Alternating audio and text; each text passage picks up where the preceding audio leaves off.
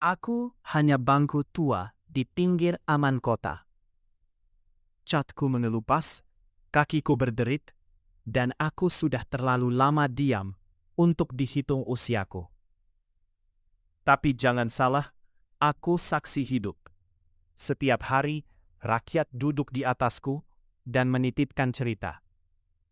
Pagi-pagi, seorang ibu berhenti sebentar. Tangannya kasar, mungkin karena pekerjaan yang tak kenal libur. Ia menarik napas, menghitung receh di telapak tangan, lalu tersenyum tipis. Bukan karena cukup, tapi karena harus kuat. Aku tahu senyum itu. Senyum yang lahir dari keharusan, bukan pilihan. Siang hari, seorang bapak duduk lama. Ia menatap jalan, seakan menunggu kabar baik datang dari arah yang tidak pasti. Sepatunya usang, kemejanya rapi, tapi lama. Ia tidak mengeluh keras-keras, rakyat jarang berisik soal lelahnya. Mereka hanya berharap kerja yang adil, upah yang cukup, dan hari esok yang sedikit lebih ringan. Sore, anak-anak datang. Mereka tertawa tanpa beban, berlari tanpa tahu harga beras, listrik, dan ongkos sekolah. Aku senang melihat mereka. Di tawa mereka ada masa depan yang harus dijaga. Karena negara yang baik bukan hanya tentang hari ini, tapi tentang memastikan esok anak-anak ini tidak mewarisi masalah yang sama. Malam aku sering ditemani sunyi.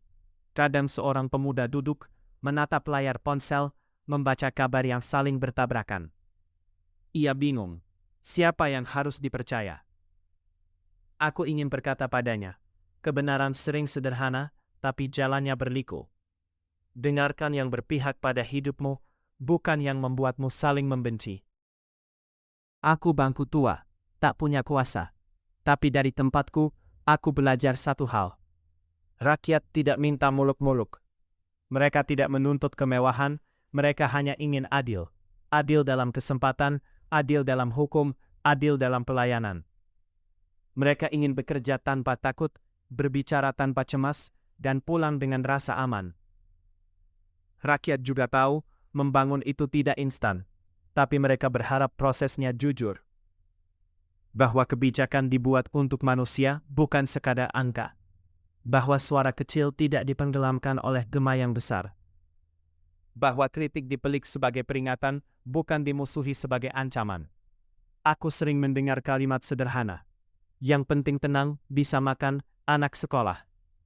Kalimat itu bukan rendah hati. Itu prioritas hidup. Jika negara hadir di situ, rakyat akan menjaga negara dengan sepenuh hati. Sebagai bangku tua, tugasku hanya satu. Mendengar. Dan dari semua yang kudengar, aku ingin menitip pesan. Rawat kepercayaan. Kepercayaan tumbuh dari keadilan yang terasa, bukan janji yang berulang. Dari tindakan yang konsisten, bukan kata yang indah. Jika suatu hari catku habis dan kakiku patah, semoga cerita-cerita ini tetap hidup. Tentang rakyat yang tabah, tentang harapan yang tidak menyerah, dan tentang keyakinan bahwa negeri ini kuat karena warganya saling menjaga. Aku bangku tua. Aku diam. Tapi aku berpihak.